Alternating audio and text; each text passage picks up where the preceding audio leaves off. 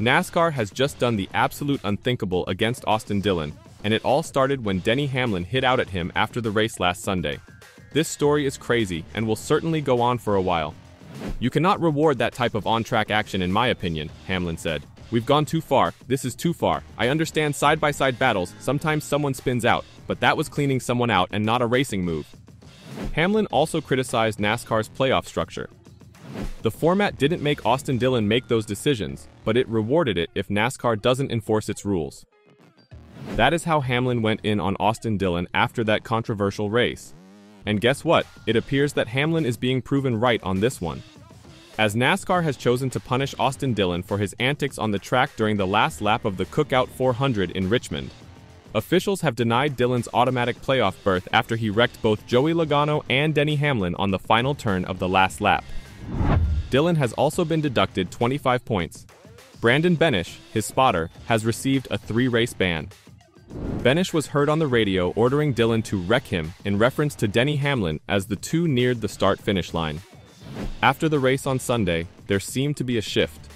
The post-race interviews and ceremonies had a distinct tone.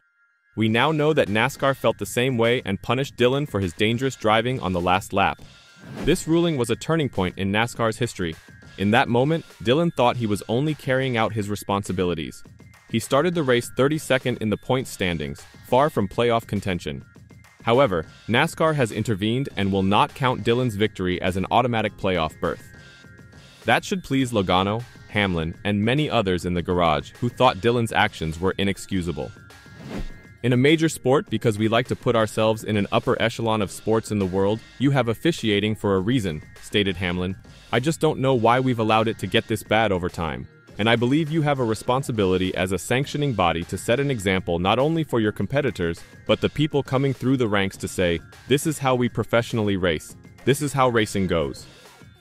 Let me ask a question. If this is not over the line, then what is over the line?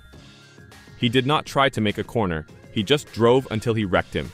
Logano kept going until he wrecked him. With Dillon's playoff place taken away, drivers around the playoff cut line may breathe a sigh of relief for the time being. NASCAR's Vice President of Competition, Elton Sawyer, commented on the decision following Richmond. "I think in all due respect to the appeal process, we looked at this and the totality of everything that happened as you enter turn 3 and as the cars got to the start-finish line," according to Sawyer. "So, as we looked through all of that data, we came to the conclusion that a line had been crossed. Our sport has been based going for many, many years, forever, on good, hard racing. Contact has been acceptable.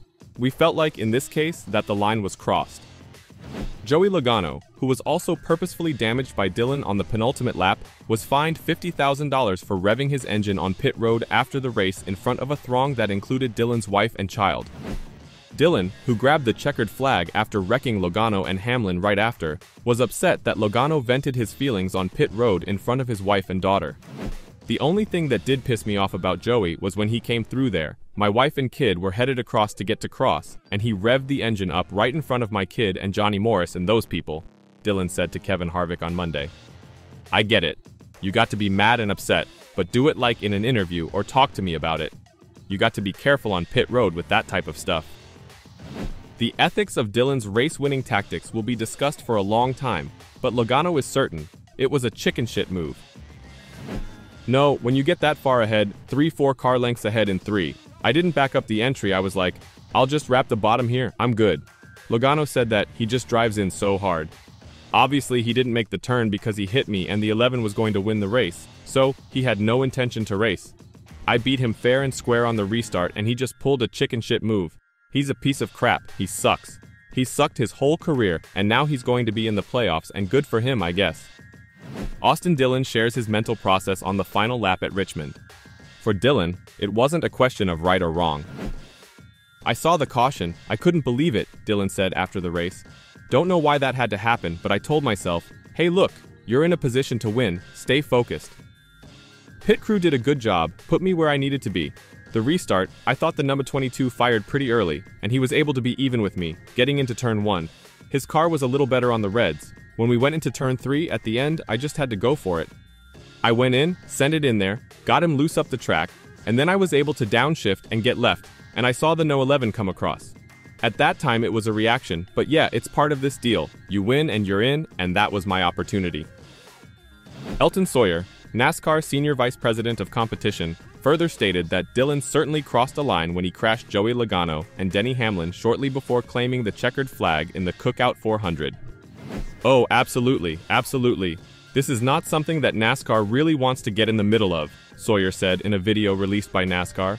For years, we've allowed our drivers, and we will continue to allow them to race.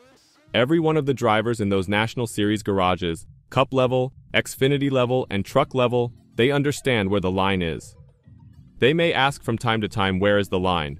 I guarantee you when you walk through there and you ask them, they will know where it is. We just felt like in this case we needed to let them know that we know where the line is as well. This is not something that we're going to tolerate.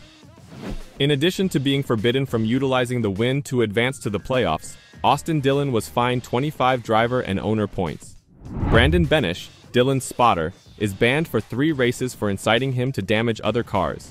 However, it took a long time for the penalties to be issued, making for a stressful few days for both Dillon and Logano, who was fined $50,000 for revving his engine near a crowd on pit road. NASCAR wants to make sure it got the Austin Dillon decision right. The magnitude of this decision needed us to get back, get all the information, be able to work with all of our stakeholders, work with our folks in the industry who have a great deal of experience, gather all of that information, and then sit down and make a NASCAR decision, and that's what we did, Sawyer told reporters. Starting Sunday night gathering the information, meeting on Monday as well as yesterday, and finally last night coming to a conclusion of where we landed on the penalties. The SMT data from the collisions in particular helped NASCAR decide on Austin Dillon's penalty. In our view, that crossed a line, without a doubt, Sawyer agreed.